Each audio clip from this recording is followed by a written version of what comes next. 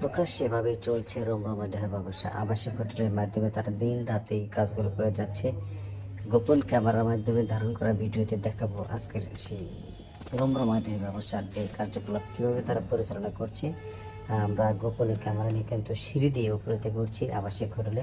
গাজীপুরের কোনাবাড়িতে বেশ কয়েকটা আবাসিক হোটেল রয়েছে, প্রত্যেকটিতেই কিন্তু এই ধরনের এই মেয়েরা বসে থাকে।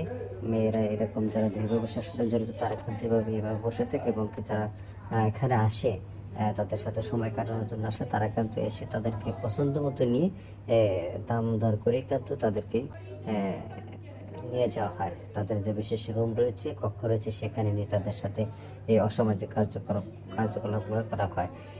এগুলো আসলে বন্ধের জন্য কয়েকবারই কিন্তু অভিযান করেছে পুলিশ, কিন্তু তারপরে কেন বন্ধ হচ্ছে না, কোন অদৃশ্য শক্তিতে তারা এভাবে চালাচ্ছে, সেটা আসলে ভেবে ভাবার বিষয়। আপনি দেখতে পাচ্ছেন যে তারা কিন্তু এখানে বসে আছে এভাবেই, তাদের যে চেহারা এভাবে দেখাচ্ছেন, এবং যারা আসবে এখান থেকে কিন্তু তাদেরকে পছন্দ করলে তাদের পছন্দের রুমে চলে যাবে। এবং কি দেখেন, একটা রুমে আমি দেখানোর চেষ্টা করবো যে এই রুমে কিন্তু কিছুক্ষণ আগে কিন্তু একজন একটা পুরুষ প্রবেশ করেছিল, এবং কি তারা এখানে সময় কাটিয়েছে।